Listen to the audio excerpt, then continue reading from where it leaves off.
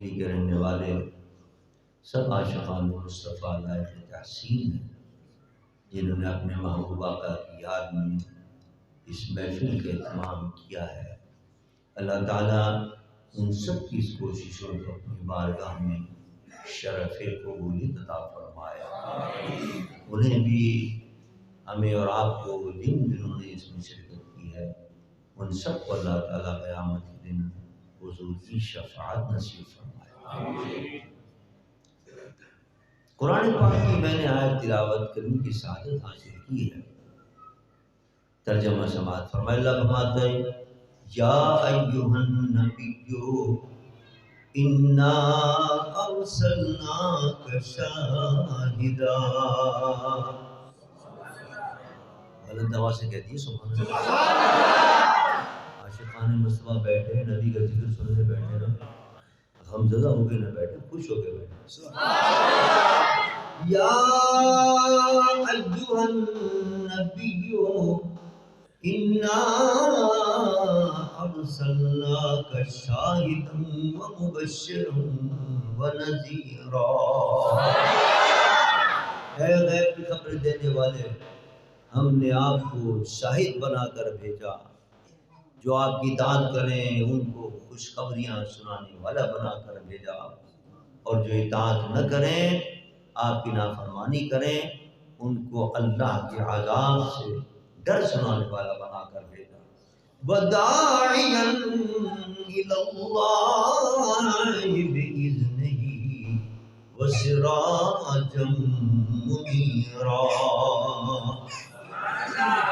اور اللہ کی اذن سے اللہ کی طرف بلانے والا بنا کر بھیجا، اور چمکانے والا آفتاب بنا کر بھیجا۔ یہ ایک مفہوم تھا اس آیت مقدسہ کا جو میں نے آپ کے سامنے کیا۔ اس کے ایک ایک لفظ کے اندر اس آیت مقدسہ کے میرے محبوب آقا کی عظمتوں کے دریا بہ رہے ہیں، لیکن میری آج کی تقریر کا موضوع ہے شاہدن۔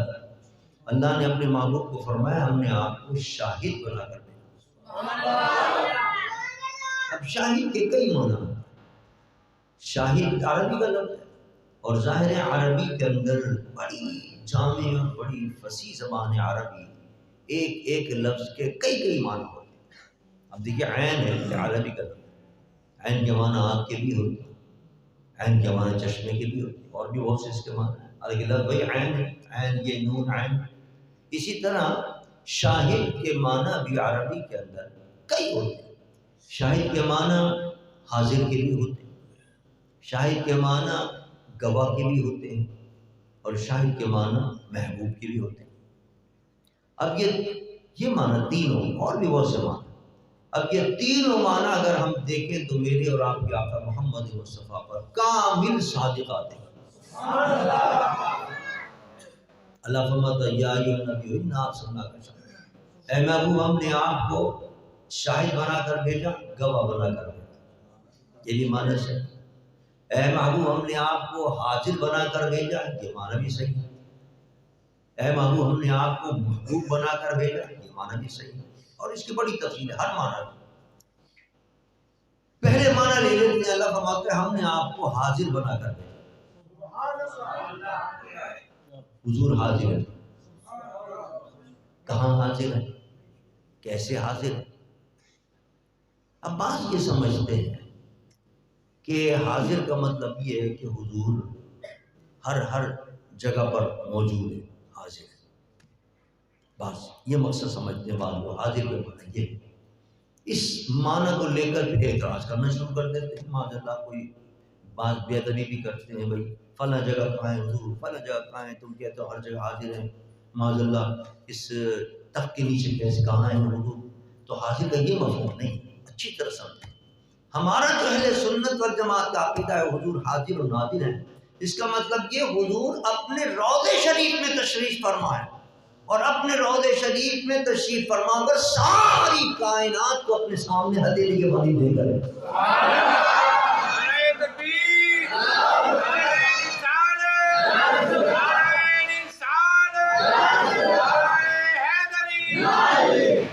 اور یہ میں نہیں کہہ رہا، میرے آقا نے خود فرمایا، حضور فرماتے ہیں ان اللہ رفع لی الدنیا وانا انظر الیہا وَإِلَى مَا هُوَ كَائِنٌ فِيهَا إِلَى يَوْمِ الْقِيَامَةِ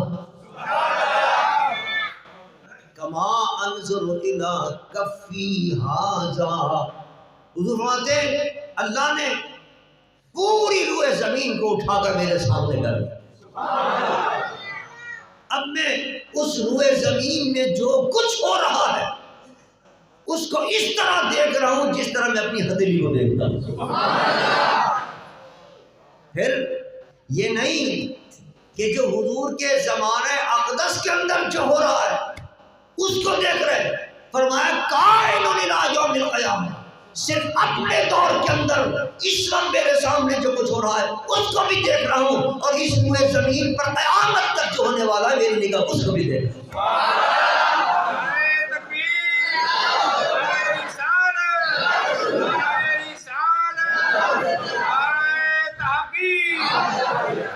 یہ شان حال، یہ معنی ہے حاضر و ناظر کے. اور اس کے اللہ فرماتا ہے اِنَّا أَرْسَلْنَاكَ شَاهِدًا وَمُبَشِّرًا وَنَذِيرًا. ہم نے اپنے محبوب کو حاضر بنا کر بھیجا ہے، ہر جگہ پر حاضر ہے. کائنات کے اندر ان کی نگاہ ہے، اور نگاہ بھی ایسی کہ صرف یہ نہیں کہ سامنے دیکھ رہے.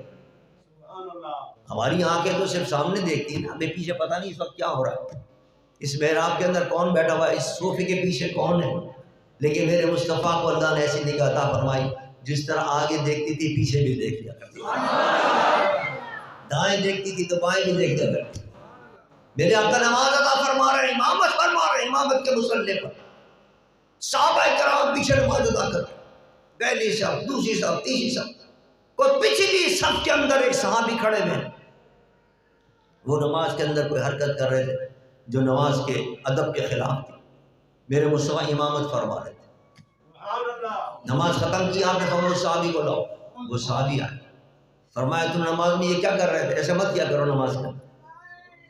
وہ تو صحابی حیران رہ گئے، یا رسول اللہ آپ کی تو نظر آگے تھی، امام جب امامت کے مصلی پر کھڑا ہوتا ہے تو اس کی نگاہ تو آگے ہوتی ہے، میں تو پیچھے بھی نہیں بلکہ بہت پیچھے کھڑا ہوا تھا، آپ نے مجھے کیسے دیکھ لیا.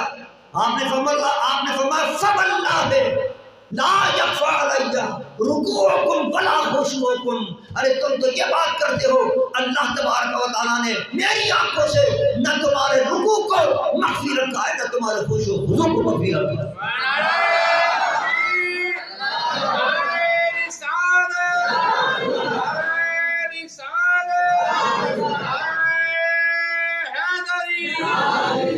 تم خواہ نماز کے اندر کتنے پیچھے تو نہ ہو، میری نگاہ جس طرح آگے دیکھتی اس طرح پیچھے بھی دیکھ دیتی. اور یہ فرمایا تم یہ سمجھ لو کہ صرف میں تمہارے رکوع کو دیکھ رہا تھا، تمہارے سجود کو دیکھ رہا تھا کہ تم رکوع کس طرح کر رہے اور سجود کس طرح. نہیں، خضوع کا حکم، خضوع کا لفظ ہے. خضوع کے معنی ہے کہ انسان جب نماز پڑھتا ہے تو نماز کے اندر اس کا دل کسی اور طرف تو نہیں ہے. ہم اور آپ جو نماز پڑھتے ہیں ساری دنیا کے خیالات اسی نماز میں آتے ہیں. یہ نماز کہلانے کی مستحق نہیں ہے. نماز وہ کہلاتی ہے جس میں جب اللہ اکبر کہیں تو پھر اللہ کے رسول کے علاوہ کوئی تصور نہ ہو نماز کے اندر، کوئی خیال نماز کے اندر نہ آئے، نہ دکان کا خیال آئے، نہ مکان کا خیال آئے، نہ بچوں کا خیال آئے، نہ گھر کا، نہ باہر کا، صرف اللہ کا خیال. یہ نماز کہلاتی ہے. اس کو کہتے ہیں خضوع، اسے کہتے ہیں خشوع، کہ دل کے اندر صرف اللہ کی یاد ہو اور کوئی تصور نہ ہو. اب کوئی شخص یہ بتا سکتا ہے یہ سب میرے دل میں کیا ہے، یا میں بتا سکتا ہوں آپ کے بھائی اس کے دل میں اس وقت کیا تصور آ رہا ہے، اس کے دل میں کیا خیال آ رہا ہے، اس کے دل میں کیا خیال آ رہا ہے. یہ کوئی شخص نماز پڑھ رہا ہے تو نماز پڑھنے والے کے دل میں کیا کوئی ہم بتا سکتے ہیں کہ صاحب یہ جو نماز پڑھ رہا ہے اس کے دل میں کیا کیا خیالات آ رہے ہیں؟ کوئی نہیں. لیکن میرے مصطفیٰ نے فرمایا جب تم نماز پڑھتے ہو تو صرف تمہارے رکوع پر میری نظر نہیں ہوتی بلکہ دل کے اندر جو تمہارے خشوع و خضوع کی حیثیت ہے اس پر بھی میری نگاہ ہوتی ہے.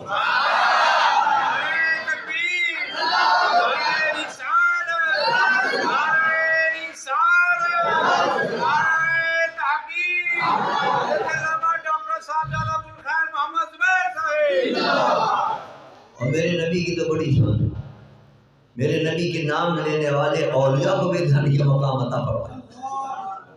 حضرت امام غزالی بہت بڑے امام گزرے تھے، بہت بڑے ولی کامل گزرے، ان کے بھائی تھے، انہوں نے کہا کہ میں غزالی کے پیچھے نماز نہیں پڑھتا۔ کبھی کیوں نہیں پڑھتے نماز؟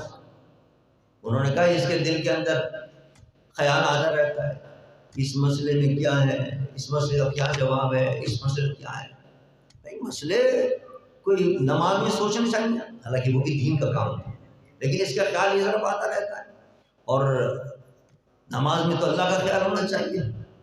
تو ان کی والدہ نے بڑی پیاری بات کی کہ تو نماز جب پڑھتا ہے تو تیری نماز تو اس سے بری ہوئی، اس کے امام غزالی کے ذہن میں تو شریعت کے خیالات آتے ہیں، اور تیرے دل کے اندر امام غزالی کے دل کا خیال آتا ہے، تو تیرا تو اس سے بھی بدتر خیال ہے۔ خیال تو وہ ہونا چاہیے کہ اللہ کے رسول کے علاوہ کوئی خیال نہیں ہونا چاہیے۔ عزیزان دیکھیے کہ اللہ کے ولی جو ہوتے ہیں ان کے دل بھی دلوں پر نظر ہوتی ہے کہ انسان کے دل کے اندر کیا خیال آ رہا ہے اور کیا خیال نہیں، اور یہ تصوف کے اندر یہی سکھایا جاتا ہے۔ اولیاء کرام سے جب ہم بیعت ہوتے ہیں تو یہی سکھایا جاتا ہے کہ اپنی نماز درست کرو، نماز کے اندر اللہ کے رسول کا خیال ہو، اس کے اندر تب تمہاری نماز مکمل ہو جائے۔ اللہ اکبر۔ تو اللہ نے فرمایا اپنے محبوب کو ہم نے شاہد بنا کر بھیجا، وہ حاضر ہے، ساری کائنات پر ان کی نظر ہے، اور ہم اور آپ پر تو غلام ہیں، ہم پر تو کیوں نہ نظر ہوگی، اور قریب میں رہنے والے ہیں، روضہ شریف سے ہم تو بالکل قریب ہیں۔ حضور کی شان تو یہ ہے کہ حضور اگر عرش پر ہوتے تو فرش پر نگاہ ہوتی، فرش پہ ہوتے تھے تو عرش پر نگاہ ہوتی۔ اللہ فرماتے ہیں کہ سر عرش پر ہے تیری گزر، اور دل فرش پر ہے تیری نظر۔ جب میرے مصطفیٰ کا خرام ناز عرش پر تھا، معراج کی رات جب حضور تشریف لے گئے تو عرش پر خرام ناز تھا، اور فرش پر مکہ معظمہ کے اندر بلال چل رہے تھے۔ حضور فرماتے بلال تیری جوتیوں کے آواز جنت سن رہا۔ کیا شان ہے، کیا مقام۔ آپ اندازہ کیجئے یہاں سے برابر سے بھی کوئی گزر جائے گا، برابر سے کہ ہمارے، تو ہمیں اس کی جوتیوں کی آواز نہیں آئے، برابر میں گزرنے والے۔ اور جنت کہاں ہے؟ پہلا آسمان چھوڑیے، دوسرا چھوڑیے، تیسرا چھوڑیے، ساتوں آسمان کے اوپر جنت ہے، اور میرے آقا جنت میں ہو کر بلال کی جوتیوں کی آواز جو مکے کے اندر وہ چل رہے ہیں، وہ آواز سن رہے ہیں۔ اگر یہ نبی کو اللہ نے شہادت عطا کی ہے، یہ بتانے کا مقصد یہ تھا کہ جب میں وہاں جا کر، اتنی دور جا کر اپنے غلام کی جوتیوں کی آواز سن سکتا ہوں، تو روضہ انور میں جا کر جب ظفر کے میں کوئی یا رسول اللہ کہے گا اس کی آواز بھی میں سنوں گا۔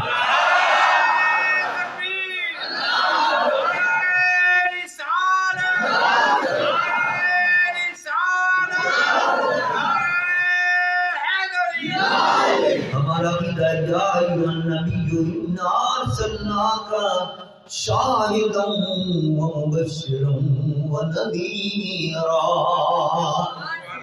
اللہ نے اپنے نبی کو حاضر ناظر بنا کر بھیجا ہے، روضہ شریف میں جل بغل ہو کر اپنی ساری کائنات کے اندر کے غلاموں کو دیکھ رہے ہیں کیا کر رہے ہیں۔ اب آپ یہ بتائیے، اگر کوئی شخص آپ کے سر پر ہو مسلط ہو کہ میاں میں تمہیں دیکھ رہا ہوں، تو آپ کوئی غلط کام کریں گے؟ نہیں کریں گے۔ تو جب ہمارا یہ عقیدہ ہے کہ میرے نبی دیکھ رہے ہیں، ہم پر نظر ہے، تو پھر ہمیں گناہوں سے بچنا چاہیے، نیک اعمال اختیار کرنے چاہیے۔ جس روز نماز نہیں پڑھیں گے، حضور دیکھ رہے ہیں، حضور غم زدہ ہوں گے، افسوس کریں گے کہ میرا دیکھو یہ غلام نماز نہیں پڑھا، افسوس ہوگا۔ کوئی اور گناہ کریں گے، حضور دیکھ رہے ہیں کہ میرا یہ غلام گناہ کر رہا ہے، حضور کو دکھ ہوگا، حضور کو تکلیف ہوگی، اور حضور کو تکلیف پہنچانا سب سے بڑا جرم ہے، سب سے بڑا گناہ، اور ہمیں اس کا احساس ہے۔ کوئی داڑھی مونڈا ہے، کوئی داڑھی مونڈا، اس کو احساس ہی نہیں ہے روزانہ اپنے آقا کو تکلیف دیتے ہیں۔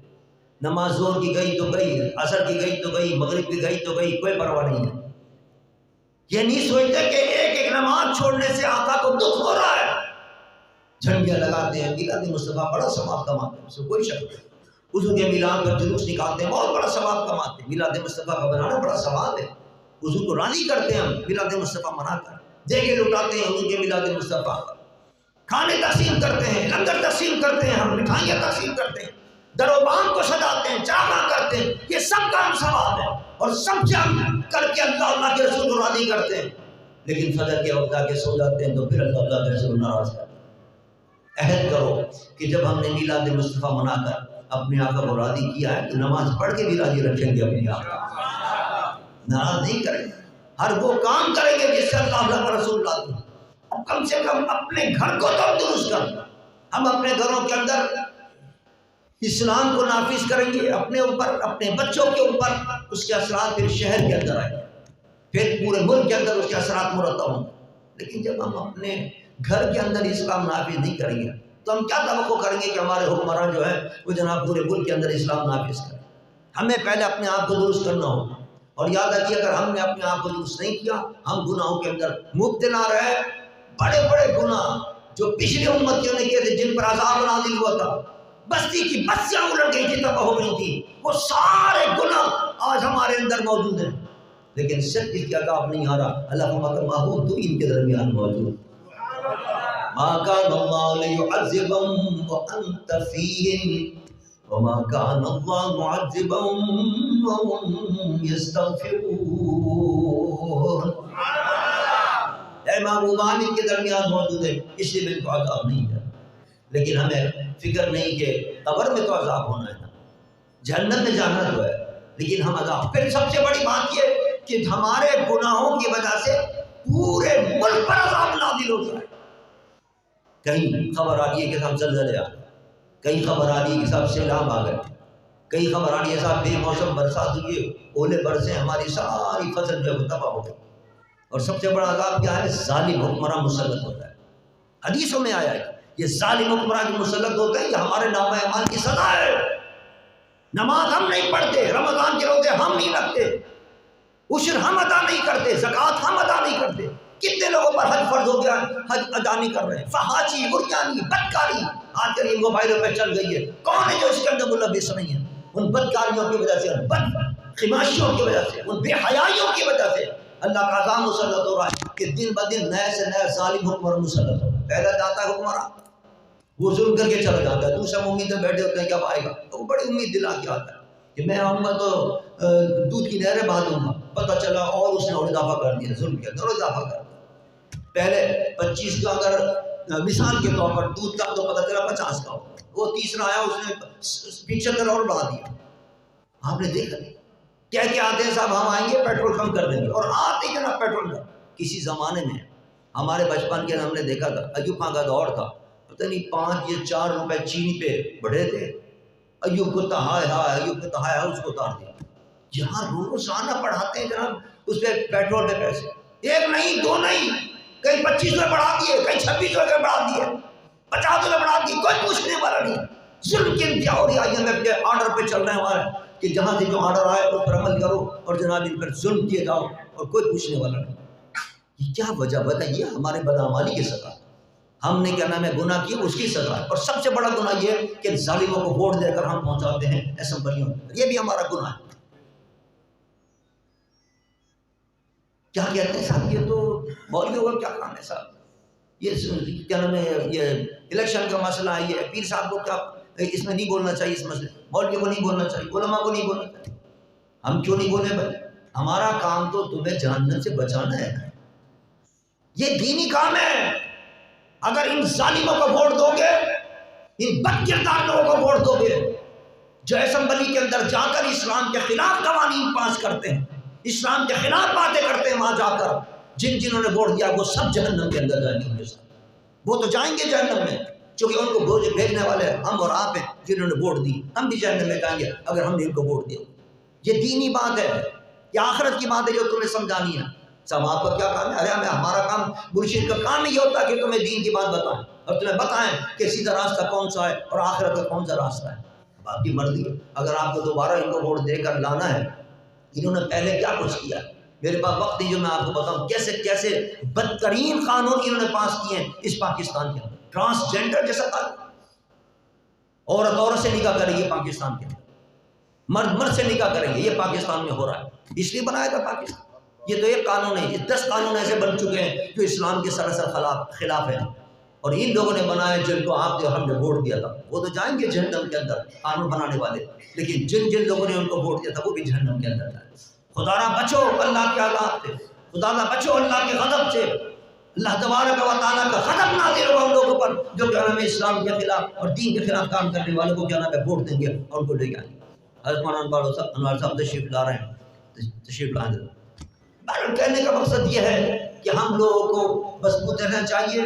یہ کوئی دنیاوی معاملہ نہیں ہے جو میں آپ کو بتا رہا ہوں، یہ دین کا معاملہ ہے، یہ ہماری آخرت کا معاملہ ہے۔ اپنے قبر کا معاملہ سدھارو، اپنی قبر کو درست کرو، اور قبر کو درست کرنے بیٹھ جائیں تشریف رکھیں بیٹھ جائیں تشریف رکھیں، اپنی قبر کو درست کرو۔ یہ نہ کیا کرو کہ صاحب یہ دنیا کا معاملہ، ہمارے پیر کیا تعلق اس سے؟ پیر کا تعلق ہے دین کی راہ تمہیں دکھانا اور آخرت کی تمہیں راہ تمہیں بتانا اور تمہیں جہنم کی آگ سے بچانا۔ آپ ان ظالموں کو ووٹ دیں گے جو اسلام کے خلاف وہاں جا کر قانون بناتے ہیں، اور ان گناہ کے اندر تم بھی شریک ہو گئے جو کیا نام ہے ان کو ووٹ دے کر لاتے ہو اس کے اندر اسمبلی کے اندر پہنچا۔ لہٰذا آپ لوگ آئیں گے پتہ نہیں الیکشن ہوگا کہ نہیں ہوگا، ڈر رہے ہیں کہ کہیں ایسا نہ ہو اسلام پسند قوتیں پھر آ جائیں پاکستان کے اندر۔ اسلام سے ڈرتے ہیں، خوف زدہ رہتے ہیں، اسلام آ گیا تو چھا جائے گا پوری دنیا میں۔ آج کیوں ظلم کے پہاڑ توڑ رہا ہے اسرائیل ہمارے فلسطینی بھائیوں کے اوپر؟ ان کو پتہ ہے یہ سب جتنے بیٹھے ہیں ہمارے چمچے، اسلامی حکمران جتنے بیٹھے ہیں یہ سب امریکہ کے چمچے، ایک نہیں بول رہا، سارے کے سارے یہود و نصارہ متحد ہو کر اسرائیل کی حمایت میں آ گئے۔ لیکن کسی اسلامی حکمران کو توفیق نہیں ہوتی کہ ان کی حمایت کے اندر جائے اور اعلان کرنے کی حمایت کرنے۔ آپ اندازہ کیجئے، وہ مطمئن ہے کہ صاحب یہ سب ہمارے نوکر ہیں، ہمارے غلام ہیں، اور اگر کسی جگہ پر کوئی اسلامی حکومت آ گئی تو وہ یہی کہے گی کہ دنیا کے اندر جہاں جہاں جس مسلمان کے اوپر کوئی تکلیف ہوگی، حضور فرماتے ہیں کہ مسلمان کا جسد واحدہ ہوتا ہے، ایک جسم کے مانند ہوتا ہے، جسم کے کسی حصے میں تکلیف ہو پورا جسم درد مند ہو جاتا ہے۔ ایسا نہیں ہوتا کہ ہاتھ میں تکلیف ہو اور آپ کا جسم آرام سے رہے، انگلی کے اندر درد ہو پاؤں کی اور آپ آرام سے سوتے رہے۔ جسم کے کسی حصے میں تکلیف ہو پورا جسم تڑپ جاتا ہے، بے چین ہو جاتا ہے۔ میرے مصطفیٰ فرماتے ہیں پوری دنیا کے مسلمان جسم کے مانند ہیں، دنیا کے کسی کونے میں کسی ایک مسلمان کو تکلیف ہوتی ہے تو پورے مسلمان تکلیف سے بے چین ہو جاتا ہے۔ آج یہی حالت ہے، ہم اپنے مسلمان بھائیوں پر جو جس طرح ان پر ظلم کے پہاڑ توڑے جا رہے ہیں، ہمارے فلسطینی بھائیوں پر غزہ کے اندر کس طرح بارش برسائی جا رہی ہے میزائلوں کی، اور کس طرح ان کو شہید کیا جا رہا ہے۔ 1 لاکھ لوگ وہاں سے بے گھر ہو چکے ہیں، 5-10 ہزار لوگ زخمی پڑے گئے ہیں، اور اگر زخمیوں کو لے جایا جاتا ہے تو ظلم کی انتہا دکھا رہے ہیں کہ اسرائیلی زخمیوں کو نکال کر مار رہے ہیں، گولیاں مار رہے ہیں۔ لیکن افسوس بے غیرت حکمرانوں کے کان پر چوٹی نہیں ریگ رہی ہے کہ ان مسلمانوں کی حمایت میں کوئی عملی قدم تو اٹھائے۔ بیان دینے سے کیا پتہ عملی قدم اٹھائے؟ ہم نے تو کہا ہے کیا نام ہماری پاکستان کی حکومت کو ہمیں اجازت دیں، جمعیت علماء پاکستان کے مجاہدین وہاں جا کر غزہ کے اندر اپنے بھائیوں کے ساتھ، اپنے فلسطینی بھائیوں کے ساتھ جنگ کریں گے، جہاد کریں گے، اسرائیلی یہودیوں کو ماریں گے، جہنم واصل کریں گے۔ ہمیں اجازت دیجیے، ہم جانے کے لیے مدد کریں۔ نعرہ تکبیر، نعرہ رسالت، نعرہ رسالت، نعرہ حیدری۔ لیکن ان کو تو امریکہ کی خوشنودی چاہیے، اللہ کے رسول کی خوشنودی چاہیے۔ جب یہ عذاب آتا ہے ان کے اوپر بھی آتا ہے، پاکستان پہ بھی عذاب آ رہا ہے، کیسے کیسے مسائل سے ہم دو چار ہیں، کیسے کیسے بحرانوں کے اندر ہم گرے ہوئے ہیں، لیکن پھر بھی ہمارے حکمرانوں کو عقل سلیم نہیں آ رہی کہ ان بحرانوں سے نکلنے کا واحد طریقہ اس ملک کے اندر اسلام کا نظام مصطفیٰ نافذ کر دے، تمام مسائل دور ہو جائیں گے، تمام مشکلات۔ ہر دکھ کی دوا ہے نظام مصطفیٰ، ہر دکھ کی دوا ہے نظام مصطفیٰ۔ یہ جمعیت علماء پاکستان کا نعرہ ہے۔ بہرحال کوشش کرنا ہمارا کام ہے، آپ لوگوں کا تعاون کرنا آپ کی ذمہ داری ہے کہ آپ تعاون کریں۔ جمعیت علماء پاکستان کا کوئی نمائندہ کھڑا ہو، اس کو ووٹ دیں، اس کو ووٹ دے کر کامیاب کرائیں، اس کو اسمبلی کے اندر پہنچائیں۔ 70 کی اسمبلی میں آپ نے ایک مجاہد پہنچایا تھا، علامہ شاہ احمد درانی رحمۃ اللہ علیہ، اس نے وہاں پہنچ کر قادیانی اور غیر مسلم کا جھنڈا لہرایا۔ اس پاکستان کا نام اسلامی جمہوریہ پاکستان رکھوا دیا۔ آپ کے آئین کے پہلے صفحے پر جسے قرارداد مقاصد کہتے ہیں لکھوا دیا اس کے اندر کہ پاکستان میں کوئی قانون قرآن و سنت کے خلاف نہیں بنے گا۔ آج بن رہے قانون، اس پر عمل کون کرائے گا؟ یہاں بیٹھ کے عمل نہیں ہوگا، اس پر بیٹھ کر عمل ہوگا اسمبلی میں پہنچ کر۔ اور اسمبلی میں کب پہنچیں گے؟ جب آپ سب مدد کریں گے، اہل سنت متحد ہوں گے۔ کہاں سے اہل سنت متحد ہوتے ہیں؟ ہم تو تھک گئے اہل سنت کو متحد کرنے کی کوشش کر کر کے لیکن بہرحال انشاءاللہ کھڑا تو کرنا ہے، نہیں ہوتے متحد تو نہ ہو۔ ہم نے اپنی کوشش کر کے دیکھ لیے. انشاءاللہ جمعیت علماء پاکستان آپ کی اسٹریٹجی طے کرے گی کہ کس طرح لڑنا ہے الیکشن, کس سے مل کے لڑنا ہے, اور انشاءاللہ اسمبلی کے اندر مجاہد پہنچائیں گے, انشاءاللہ پہنچائیں گے, اور ایسے پہنچائیں گے کہ یہاں پہنچ کر جتنے اسلام کے خلاف انہوں نے قوانین بنائے سب قوانین کو انشاءاللہ ختم کروائیں گے اور نظام مصطفیٰ کا پرچم بلند کریں گے انشاءاللہ.